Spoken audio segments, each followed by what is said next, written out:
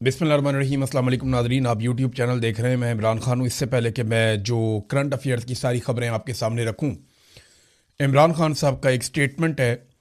इमरान खान साहब ने जेल में जो मुलाकात की है उसमें बैरिस्टर सलमान सफदर को कुछ चीज़ें कही थी। एक तो कुछ खबरें झूठी चला दी गई कि इमरान खान साहब ने यह कह दिया कि अब इस्लामाबाद एहतजाज करने कोई नहीं आएगा या कोई भी इस्लामाबाद का रुख नहीं करेगा या कोई मार्च नहीं होगा। तो इसकी उन्होंने तरदीद की। उन्होंने कहा जी ऐसी कोई बात उन्होंने नहीं की। दूसरी कुछ और बातें भी उनसे मंसूब की गई बिला वजह, लेकिन वो बातें सारी झूठी हैं। इमरान खान साहब ने क्या कहा, ये ऑफिशियली पाकिस्तान तहरीक इंसाफ ने जारी कर दिया।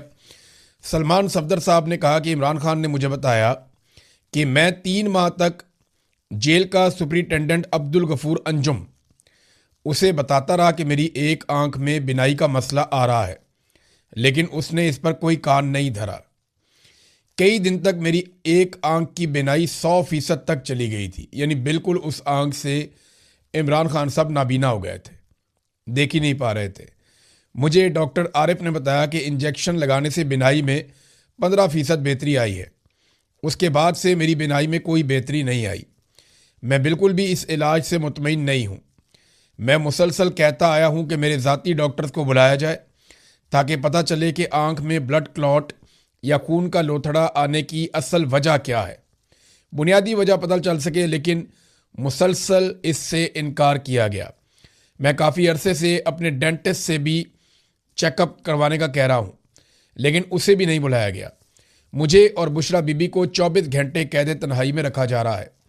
बुशरा बीबी की भी आंखों का मसला आया और 2 हफ्ते बाद वही मेडिकल बोर्ड उनका मुआयना करेगा जिसने मेरा मुआयना किया था। देखें, इमरान खान साहब कहते रहे जेलर को, और 3 महीने तक कहते रहे कि मेरी आंख की बिनाई जा रही है, मुझे दिखाई नहीं दे रहा। मैं ये मानने के लिए तैयार नहीं हूं कि पहले 15 मिनट में या 1 घंटे में आसिम मुनीर साहब को ये नहीं पता था। आसिम मुनीर का सबसे हाई प्रोफाइल कैदी इमरान खान है। मैं आपको कैटेगोरिकली और क्लियरली ये बात बता रहा हूं क्योंकि मैं इस सारी सूरत से गुजरा हूं। इमरान खान कानून का कैदी नहीं है। इमरान खान किसी अदालती फैसले के नतीजे में जेल में बंद नहीं है। ये सिर्फ आसिम मुनीर साहब की जेल में है इमरान खान साहब, और फील्ड मार्शल आसिम मुनीर के ही कैदी हैं इमरान खान साहब, और उन्होंने ताकत के बलबूते के ऊपर निज़ाम को कंट्रोल करके इमरान खान साहब को जेल में रखा हुआ है। जैसे कि उन्होंने एक जाली हुकूमत बना के उसको भी इक़्तिदार में रखा हुआ है। तो इमरान खान साहब के साथ इतना बड़ा इशू हो गया, मैं ये मान ही नहीं सकता, और ये मुमकिन ही नहीं है कि पहले ही दिन आसिम मुनीर साहब को पता ना चल गया हो कि इमरान खान साहब की आंख की बिनाई जा रही है। लेकिन 3 महीने तक वो बताते रहे और इग्नोर किया जाता रहा। तो इसका क्या मतलब है? इसका मतलब ये है कि इस मुल्क में फील्ड मार्शल आसिम मुनीर साहब को या निज़ाम को किसी किस्म की कोई फिक्र नहीं है कि साबिक वज़ीर आज़म और पाकिस्तान के सबसे मकबूल अवामी लीडर के साथ जेल में क्या हो रहा है। यही कायदे आज़म के साथ किया गया, यही फातिमा जिन्ना के साथ किया गया, यही जुल्फ़िकार अली भुट्टो के साथ किया गया। इसी तरह पाकिस्तान को 2 टुकड़े किया गया, और आज फिर हम उसी का एक मरतबा फिर रीटेलीकास्ट देख रहे हैं। ये पाकिस्तान में ऐसा ही होता रहा है बदकिस्मती से, और पाकिस्तानी हमेशा देर से खड़े होते रहे हैं। पाकिस्तानियों ने पहले हमेशा नुकसान उठाया और उसके बाद उस नुकसान के खिलाफ आवाज़ उठाई। तो इस मरतबा पाकिस्तानियों से गुजारिश है कि कोई बड़ा नुकसान हो जाए उससे पहले आप अपने हक के लिए आवाज़ उठाइए आइन और कानून के मुताबिक। नाज़रीन, अब आ जाएँ बैनुल अक़वामी ख़बरों पर। मुख्तलिफ अमरीकी बहरी बेड़े अलग अलग तरफ से आबनाए हुर्मुज़ की तरफ जाने वाले जो समुद्री रास्ते हैं उनकी तरफ बढ़ रहे हैं, और इन जहाज़ों की जो आबनाए हुर्मुज़ से गुजर कर आएंगे उनकी नाकाबंदी के लिए ये अमरीकी बहरी बेड़े आगे बढ़ रहे हैं और वहाँ नाकाबंदी शुरू करने वाले हैं।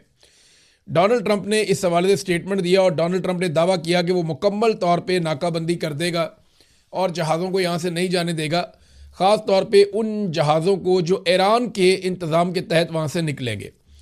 डोनाल्ड ट्रंप ने कहा कि ईरान की नेवी जो है वो इस वक्त समुद्र की तह के अंदर मौजूद है, यानी वहाँ लेटी हुई है, हमने उनके जहाज़ तबाह कर दिए। ये कहा डोनाल्ड ट्रंप ने, मुकम्मल तबाही कर दी उनकी नेवी की हमने। 158 जहाज़ों का उसने क्लेम किया।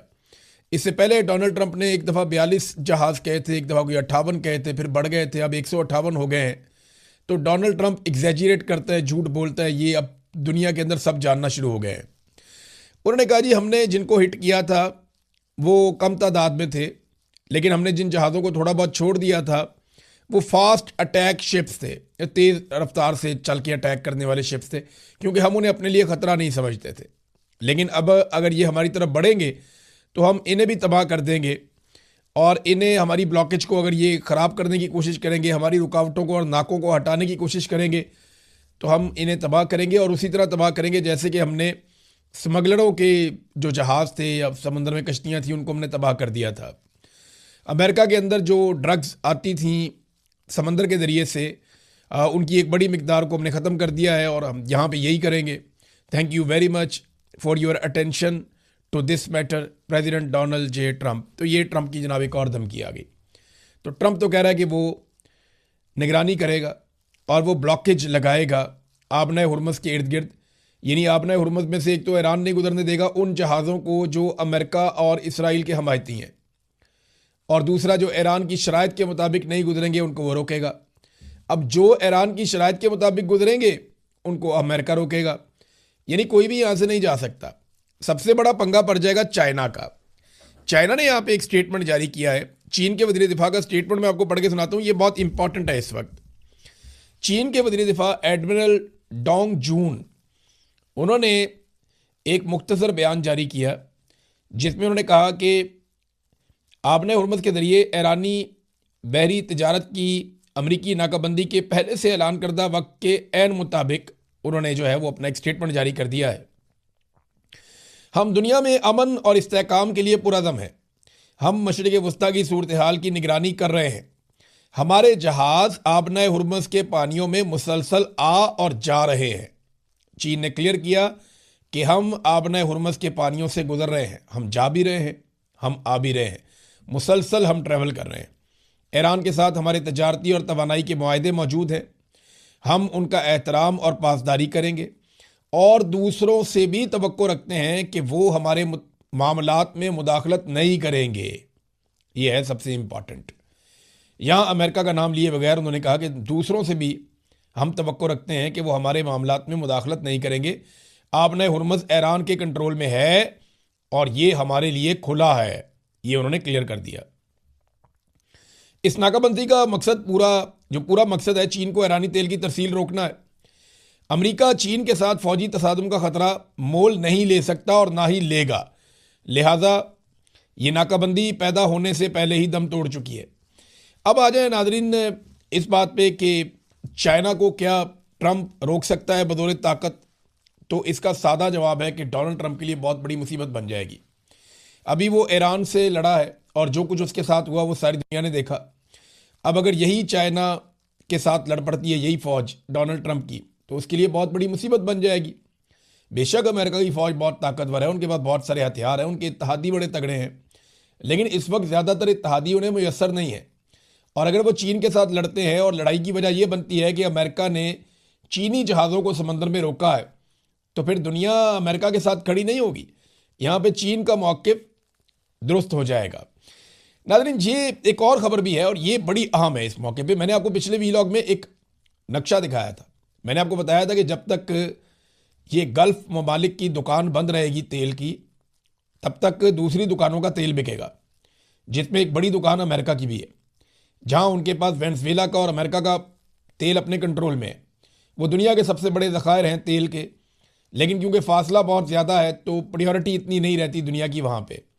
अब आबना हुर्मुज़ वाली जो दुकान है वो बंद हो गई है, गल्फ़ वाली दुकान बंद है फ़िलहाल। वहाँ पे ईरान का एक ब्लॉकेज था, अब अमेरिका ने बड़ा ब्लॉकेज लगा दिया है। तो जब वो दुकान बंद है तो फिर अमेरिका की दुकान चलेगी। इतलात के मुताबिक बहुत बड़ी तादाद में खाली टैंकर्स बढ़ रहे हैं अमेरिका की जानिब, ताकि वहाँ से वो तेल भरवाएँ और तेल भरवाने के बाद वो अपने अपने मुल्कों में वापस तेल लेकर जाएँ और उनका एनर्जी का क्राइसिस ना रहे। अब इसमें ना एक सऊदी अरब के सोशल मीडिया इन्फ्लुएंसर हैं और लिखारी हैं बड़े ज़बरदस्त, उन्होंने एक तबसरा किया है। नाम है इनका अब्दुल सलाम सालेह। ये जो इन्होंने तहरीर लिखी है ना, ये बड़ी इंपॉर्टेंट है। इन्होंने लिखा अपनी पोस्ट के अंदर कि हुकूमत की तब्दीली के सराब से बहरी कज़ाकी तक, यानी ये हुकूमत तब्दील करने गए थे, रजीम चेंज करने गए थे और अब बहरी कज़ाकी तक आ गए हैं। ट्रंप किस तरह खलीजी दानिश के साथ गद्दारी कर रहे हैं। ये ट्रंप को एक गद्दार इन्होंने करार दिया। ये अब सऊदी राइटर है और सऊदी अरब के सोशल मीडिया में अब अमेरिका को वैसे नहीं देखा जाता। जो कोई भी ट्रंप की ज़हनियत को समझता है वो जानता है कि डीलर और सरमायाकारी का आदमी है, चाहे इसके लिए जंग के पत्ते ही क्यों ना खेलने पड़ जाएं और चाहे इसकी कीमत इसके नाम निहाद इत्तेहादियों को ही क्यों ना चुकानी पड़ जाए, वो तो पैसा वैसे ही बनाता है बस। खलीजी ममालिक तुर्की और पाकिस्तान को इलाकाई जंग में घसीटने में नाकामी और नेटो और यूरोप की जानिब से सख्त रद्द-ए-अमल का सामना करने के बाद, यानी खलीजी ममालिक भी नहीं लड़े, पाकिस्तान भी नहीं लड़ा, तुर्की भी नहीं लड़ा, मिस्र भी नहीं लड़ा और यूरोप भी उनके साथ नहीं आया और नेटो भी उनके साथ नहीं आया, तो जब इतनी ज़बरदस्त नाकामी हुई तो उसके बाद ट्रंप ने अमन पसंद नज़र आने के लिए 2 हफ्तों की जाली जंगबंदी का ड्रामा रचाया। हकीकत में वो जंगी ज़ुबान में सरमायाकारी की तैयारी कर रहा था। उनका वफद ईरानी हटदर्मी का बहाना बनाकर मुज़ाकरात से इसलिए भागा ताकि वो अपने असल मंसूबे का आगाज़ कर सकें। अब असल मंसूबा क्या है? वो ये कहते हैं कि अब वो आबनाए हरमज़ में एक बहरी ऑपरेशन शुरू कर रहे हैं और दावा कर रहे हैं कि वो ईरानी टूल टैक्स को रोक रहे हैं। तल्ख हकीकत यह है कि वो खलीज की शाहरक को दबा रहे हैं, जिससे रोज़ाना अरबों डॉलर का नुकसान हो रहा है, ताकि दुनिया को वेनेज़ुएला का लूटा हुआ तेल खरीदने पर मजबूर कर सकें, जिसे अमरीकी ब्रांड के नाम से बेचा जा रहा है। ये है वो बात। वो कहते हैं उन्होंने पहले वेनेज़ुएला का तेल काबू कर लिया, अब उस तेल को बेचने के लिए इनको बड़ी मार्केट चाहिए और मार्केट जो है वो पहले तेल ले रही थी आबनाए हुरमुज़ के रास्ते से। अब वहाँ पे इन्होंने पहले एक जंग छेड़ी, हालात ख़राब किए, सारे मुल्कों को जंग में लाना चाहा, ममालिक नहीं आए तो अब ये बाहर की तरफ से रास्ते बंद कर रहे हैं ताकि यहाँ से तेल की खरीदो फरोख्त बंद हो जाए और फिर मार्केटिंग करके जो वेनेज़ुएला में तेल पे इन्होंने कब्जा किया हुआ है ये उस तेल को बेच सकें। ये सोच जो है ये बढ़ती जा रही है। ट्रंप इलाकाई तवानाई के मराकज़ को लाहक खतरात को नज़रअंदाज कर रहे हैं क्योंकि तेल की बुलंद कीमतें उनके चोरी शुदा ज़खायर के मफाद में है। यानी वो ये चाहते हैं कि तेल की कीमत देखें, अब ट्रंप ने तेल बेचना है ना, अब किसी और ने तो नहीं बेचना। तो जब ट्रंप ने तेल बेचना है तो महंगा होना चाहिए ना, फिर ट्रंप ज़्यादा माल बनाएगा। तो अब वो यही कह रहे हैं कि वो कीमतें बढ़ेंगी, इससे फ़ायदा होगा और अमरीकी मकामी गैस की कीमतों के बारे में मीडिया के ड्रामों से धोखा ना खाएं। पर्दे के पीछे ये खालिसतन एक तरह की कज़ाकी है ताकि आलमी शरियानों का गला घोंट कर अपना लूटा हुआ माल महंगे तरीन दामों में बेचा जा सके। अब ये सऊदी अरब की सोच है, वहाँ के एक लिखारी की सोच है। चाइना ने ना एक आर्टिकल चाइना में लिखा गया है और ये चाइना मॉर्निंग पोस्ट इसका नाम है। ये चीनी हुकूमत के करीब तरीन समझा जाता है ये जरीदा। इन्होंने जो आर्टिकल लिखा है इसमें पाकिस्तानी फ़ौज की सऊदी अरब में तैनाती के हवाले से लिखा है। इस आर्टिकल में चंद चीज़ें क्लियर की गई। एक तो पाकिस्तान अपनी फ़ौज सऊदी अरब में तैनात कर रहा है, ईरान के साथ भी ताल्लुकात रखता है, लेकिन वो खलीजी ममालिक को बताना चाहता है कि आपकी हिफाजत के लिए हम मौजूद हैं। अब पाकिस्तान के थ्रू वो चाइना के करीब भी आएंगे, तो अगर खलीजी ममालिक अपने दिफा के लिए चाइना और पाकिस्तान पर इन्हिसार करेंगे तो लोकल मामलात इस खित्ते में हल होना शुरू हो जाएंगे।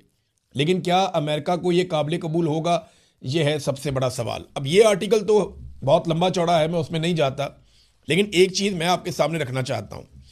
अब फ़र्ज़ करें पाकिस्तान और चीन पर इन्हिसार करते हैं खलीजी ममालिक अपनी सिक्योरिटी के लिए, तो अमेरिका को ये कभी काबिल कबूल नहीं होगा, क्योंकि अमेरिका अरबों डॉलर्स लेता है सिक्योरिटी के नाम पर इन ममालिक से।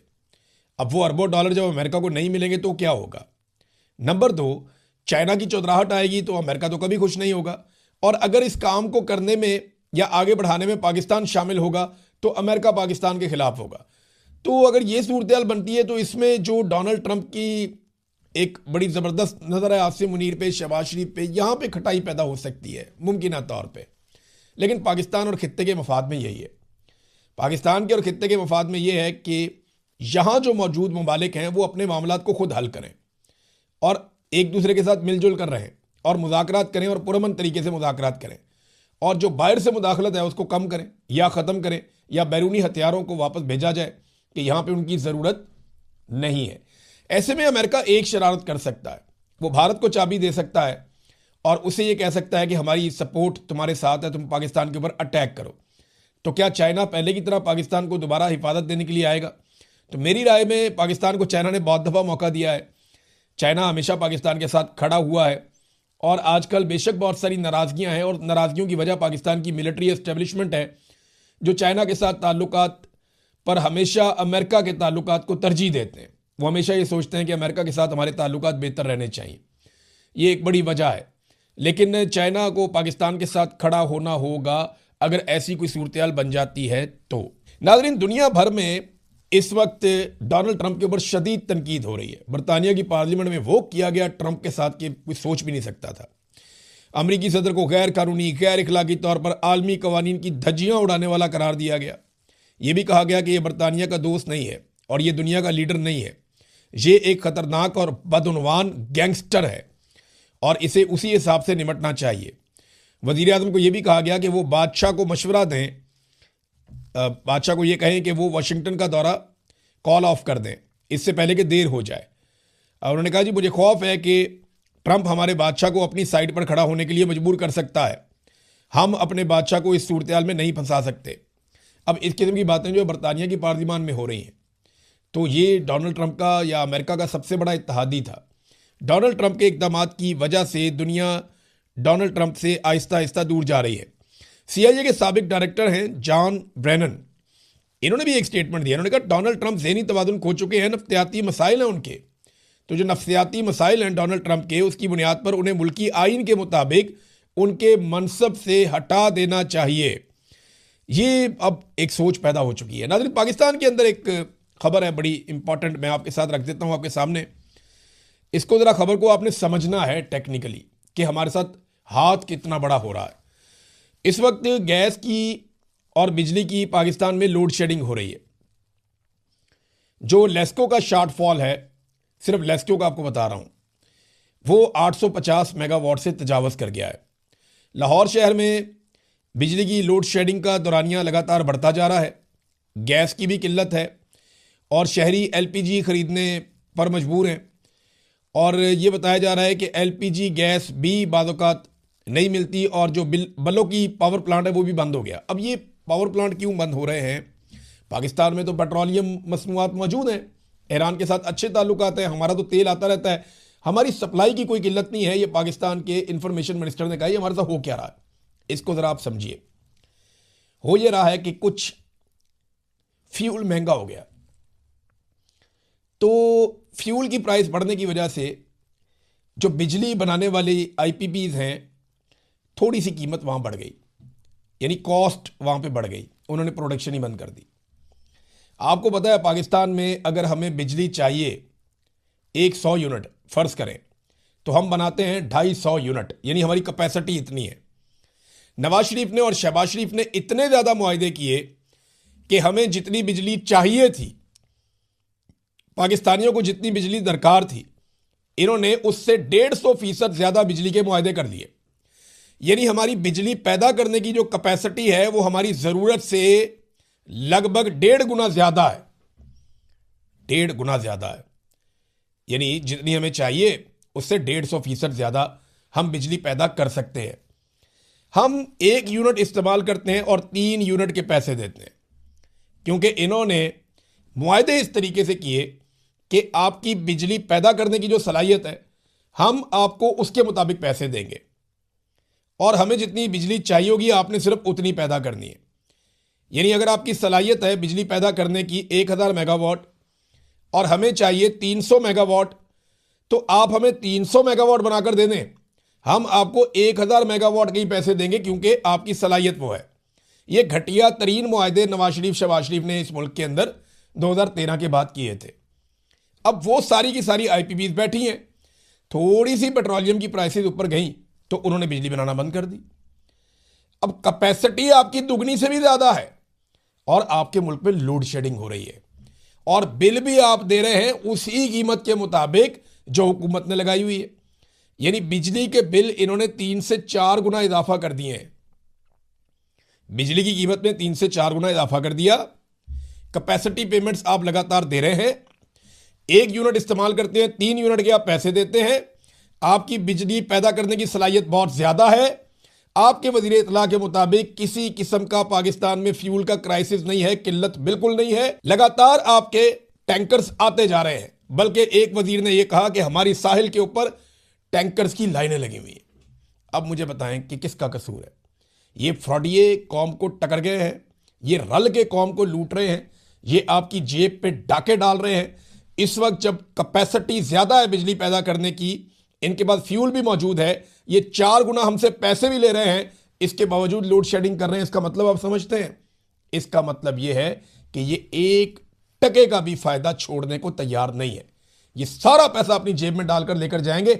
आज जो आईपीपी बिजली नहीं बना रहे कि थोड़ी सी महंगी बन रही है, वो सारे आईपीपी बिल पूरा लेंगे आपसे, क्योंकि कैपेसिटी पेमेंट्स उन्होंने नहीं छोड़नी। उनमें शहबाज शरीफ का बेटा भी है, उनमें और बहुत सारी कंपनीज भी हैं, मिलिट्री एस्टेब्लिशमेंट के लोग और उनकी कंपनियां भी हैं। इन्होंने आपसे लेना है पैसा। आखिर में नाज़रीन आपको एक सूरत मैं और बताता हूं कि जेडी वेंस ने थोड़ी उम्मीद दिलाई है अमेरिका के नायब सदर ने। उसने कहा जी बिल्कुल सब कुछ मायूस को नहीं हुआ, बहुत सारी चीज़ें बेहतर भी हुई हैं, लेकिन कुछ जगहों पे हमारा डेडलॉक है और बात अभी ख़त्म नहीं हुई, दोबारा मुज़ाकरात भी हो सकते हैं। तो ये अच्छी बात है कि अमेरिका ने एक साइड रखी हुई है कि अगर मुज़ाकरात करने पड़े, मामला तय करने पड़े, तो जेडी वेंस कल को दोबारा बैठ सकता है, कोई बातचीत हो सकती है। लेकिन मुझे नहीं लगता कि डोनाल्ड ट्रंप को उतनी बड़ी फेस सेविंग मिलेगी जितनी बड़ी फेस सेविंग वो चाहता है।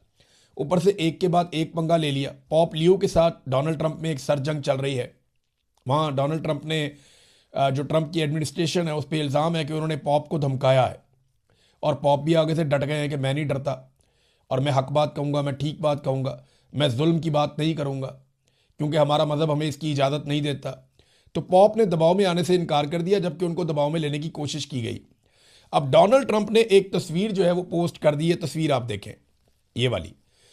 इस तस्वीर में डोनाल्ड ट्रंप जो है वो एक मरीज के सर पे हाथ, खुद को मसीहा उन्होंने दिखाया, मजहबी मसीहा, अब आप समझ गए हैं, यसू बहुत सारे लोग कह रहे हैं।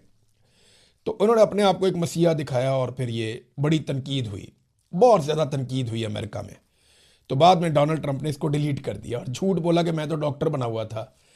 तो ये नाजरीन डोनाल्ड ट्रंप के हालात हैं, एक के बाद एक पंगा, और हर जगह पे डोनाल्ड ट्रंप को मार पड़